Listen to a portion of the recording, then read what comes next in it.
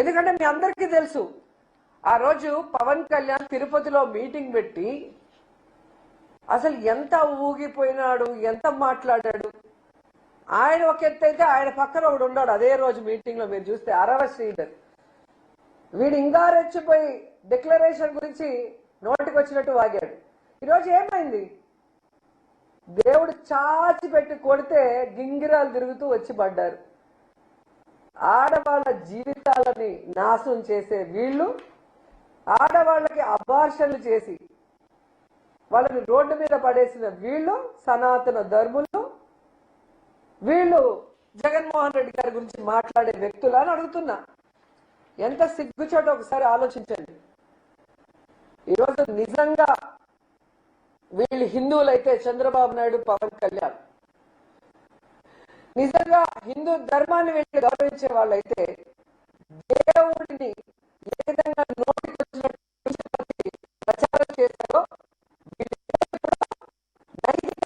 బాధ్యత వహించి రాజీనామా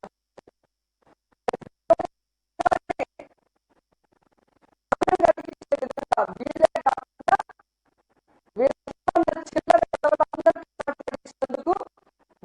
సుప్రీంకోర్టు కేసు తీసుకొని వీళ్ళని శిక్షించాలి. లేకపోతే ప్రతి ఒక్కడు కూడా దేవుడి గురించి మాట్లాడే వాళ్ళు అవుతారు. ఎందుకంటే ఆ రోజు మీరు హడావిడిని చూస్తుంటారు. ఒకడేమో మెట్లు కడుగుతాడు, ఒకడేమో వందే భారత్ ట్రైన్ లో భజన చేసుకుంటూ వస్తారు, ఒకరేమో సంప్రోక్షణ చేస్తారు, ఒకరేమో హోమాలు చేస్తారు. ఈరోజు అడుగుతున్న సంప్రోక్షణ చేసిన వాళ్ళని, మహాశాంతి హోమం ఎవరైతే చేశారో తిరుమల కొండపైన, వాళ్ళని అడుగుతున్నా, ఈరోజు ఏం చేస్తారు? మీరు ఏ మొహం పెట్టుకొని మీరు భక్తులకి సమాధానం చెప్తారని అడుగుతున్నా. ఈరోజు పవన్ కళ్యాణ్, చంద్రబాబు నాయుడు అండ్ ఇలాంటి తప్పుడు ప్రచారం చేసిన ప్రతి ఒక్కరి నోళ్లు పినాయిల్తో కడగాలని కూడా భక్తులకు తెలియజేసుకుంటున్నా. ఎందుకంటే మన భగవంతుడిని గౌరవించాల్సిన బాధ్యత, కాపాడుకోవాల్సిన బాధ్యత భక్తులైన మన మీద ఉంది. ఇలా రాజకీయం కోసం దేవుణ్ణి కూడా వాడుకునే చంద్రబాబు నాయుడు, పవన్ కళ్యాణ్ లాంటి వాళ్ళకి బుద్ధి చెప్పాలని కూడా ఈ సందర్భంగా తెలియజేసుకుంటున్నా. లేకపోతే వీళ్ళు ఎంతకైనా తెగిస్తారన్న విషయం మనం తెలుసుకోవాలి. అసలు ఈ ఇష్యూ అంతా ఎందుకు జరిగిందో మీ అందరికీ గుర్తొచ్చి ఉంటుంది. విజయవాడలో వరదలు వచ్చి ఆల్మోస్ట్ విజయవాడ మునిగిపోయి ప్రజలు తిండి లేక, చిన్నపిల్లలు పాలు లేక, ముసలి వాళ్ళు ఆ నీళ్ళల్లో మునిగిపోయి ఊపిరాడక అందరూ ఏడుస్తూ గగ్గోలు పెడుతుంటే దాన్ని డైవర్ట్ చేయడం కోసం చంద్రబాబు నాయుడు, పవన్ కళ్యాణ్ ఆడిన నాటకం ఈ లడ్డూలో కల్తీ జరిగింది, జంతు కొవ్వు, పంది కొవ్వు కలిసిందన్న అబద్ధం అన్న విషయం మళ్ళీ ఒకసారి ఆంధ్రప్రదేశ్ ప్రజలు తెలుసుకోవాలి. ఎందుకంటే టూరిస్టులు లాగా అప్పుడప్పుడు ఆంధ్రప్రదేశ్కి వచ్చి హైదరాబాద్కు పారిపోయే వీళ్ళు ఆ రోజు విజయవాడ మునిగిపోతుంటే దాన్ని ఎలా కాపాడాలో అఫీషియల్స్ కి డైరెక్షన్ ఇవ్వడానికి ఒక్కడు లేడు. సీఎం నుంచి కింద మినిస్టర్ వరకు అఫీషియల్స్ మొత్తం హైదరాబాద్ లో ఉండారు. ప్రభుత్వంలో ఉండే ప్రజల పన్నుల డబ్బుని వీళ్ళు జల్సాలు చేసుకుంటూ స్పెషల్ ఫ్లైట్ లో హైదరాబాద్ లో భార్య పిల్లలతో ఎంజాయ్ చేస్తూ విజయవాడలో ఉన్న ప్రజల్ని ఆ నీళ్ళలో కొట్టుకుపోండి, చచ్చిపోండి అని చెప్పి వదిలేశారు. వీళ్ళ చేతగానితనానికి, ప్రజల మీద వీళ్ళకి చిత్తశుద్ధి లేకపోవటం వల్ల, వీళ్ళు సరైన సమయంలో స్పందించకపోవటం వల్ల విజయవాడ మునిగిపోయి ప్రజలు అల్లల్లాడిపోతే వాళ్ళని కాపాడాల్సిన బాధ్యత పక్కన పెట్టి ఈ డైవర్ట్ పాలిటిక్స్ తీసుకొచ్చి సాక్షాత్తు కలియుగ దైవమైన వెంకటేశ్వర స్వామి మీదే బురద చల్లే ప్రయత్నం చంద్రబాబు నాయుడు చేశాడు అంటే ఈయనని ఏమనాలో ఒకసారి ఆలోచించండి. మళ్ళీ ఈ జిల్లాలో పుట్టాడు, చిత్తూరు జిల్లాలో పుట్టి, రాయలసీమలో పుట్టి, ఈ ప్రాంతం వల్ల 4 సార్లు ముఖ్యమంత్రి అయిన చంద్రబాబు నాయుడు ఈరోజు అధికార మదంతో, అధికార అహంకారంతో ఈయన మాట్లాడుతూ ప్యాకేజీలు ఇచ్చి పవన్ కళ్యాణ్తో కూడా మాట్లాడిచ్చారు అంటే ఇలాంటి వాళ్ళు ఇంకా అవసరమా అని అడుగుతున్నాను మోడీ గారిని.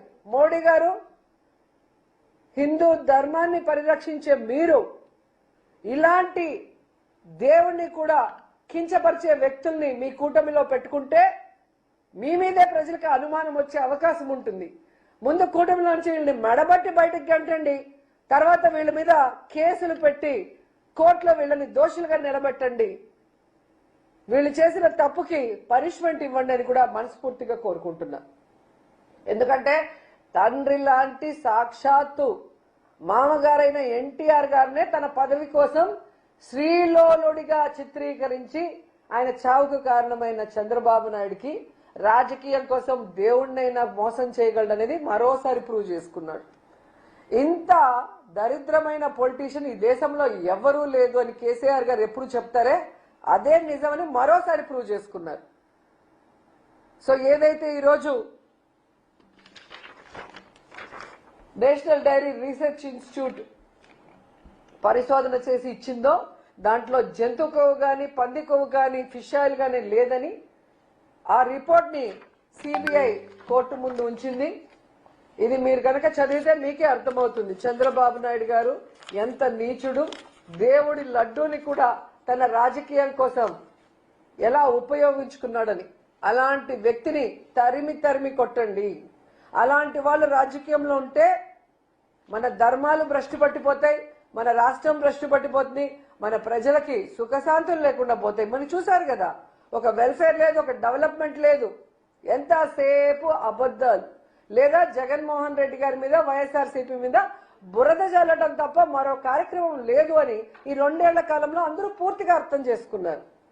సో భవిష్యత్తులో ఈ జనసేన ఏదైతే కామసేన కామాంధుల సేన అని ప్రూవ్ చేసుకుంటుందో, పార్టీ పెట్టినప్పటి నుంచి ఇప్పటి వరకు ఎంతమంది నాయకులు దాంట్లో హత్యలు చేశారు, రేపులు చేసినారు, వాళ్ళు సాక్ష్యాధారాలతో బయటకు వచ్చారో మనం చూస్తున్నాం. అంటారు కదా యదా రాజా తదా సేన. సో తెలుగుదేశంలో అలాగే ఉంది, జనసేనలో అలాగే ఉంది.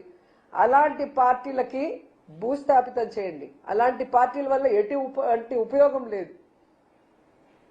సో నిజంగా ఈరోజు దేవుడు లడ్డూలో కొవ్వు కలిసింది అని చెప్పిన వ్యక్తుల కొవ్వు కరిగిచ్చే విధంగా ఈరోజు వచ్చిన రిపోర్టు నిజంగా చాలా సంతోషంగా ఉంది. కనీసం ఏమంటారు, నిజాయితీకి నిజమైన రిపోర్టుకి బయటకు వచ్చే అవకాశం ఉంది. అదే మీకు ఆంధ్రప్రదేశ్ లో సిట్ అయింటే చంద్రబాబు నాయుడు సిట్ అంటే సిట్టు, స్టాండ్ అంటే స్టాండ్.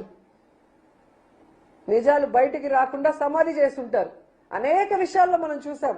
ఎప్పుడు ఏది జరిగినా ఒక కమిటీ వేసేస్తారు, ఆ కమిటీ రిమోట్ బయట పెట్టరు, ఆ తప్పు చేసిన వాళ్ళని శిక్షించరు, వాళ్ళైతే దాచిపెట్టుకుంటారు. లేని వాళ్ళ మీద తప్పుడు రిపోర్ట్లు సృష్టించి తప్పుడు కేసులు పెట్టి రెడ్ బుక్ రాజ్యాంగం అంటూ ఎలా నడిపిస్తారో ఈ 2 సంవత్సరాల్లో మనం చూసాం. సో ఇలాంటి చంద్రబాబు నాయుడు, పవన్ కళ్యాణ్ లాంటి వ్యక్తుల్ని నేపాల్లో ఎలా అయితే తరిమి తరిమి కొట్టారో అలా తరిమి తరిమి కొట్టమని ఈ రాష్ట్ర ప్రజలకి, యువతకి పిలుపునిస్తున్నాం. మళ్ళీసారి వీళ్ళు తప్పు చేయకుండా చూసుకోండి.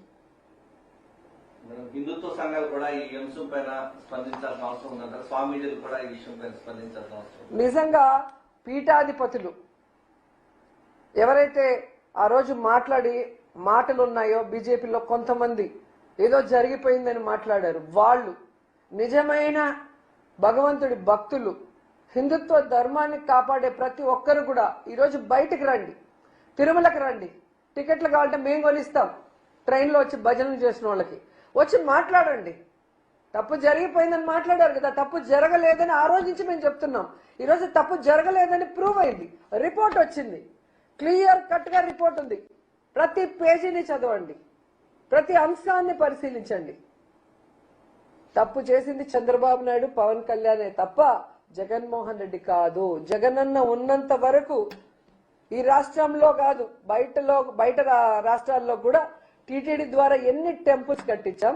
ఈ రాష్ట్రంలో టెంపుల్స్ అన్ని ఎలా రెనోవేట్ చేశాం పాతవి. చంద్రబాబు నాయుడు డెమాలిష్ చేసిన పురాతన టెంపుల్స్ కూడా ఎలా కట్టించాం. హిందుత్వానికి ఎంత గౌరవం ఇచ్చారు జగన్మోహన్ రెడ్డి గారు.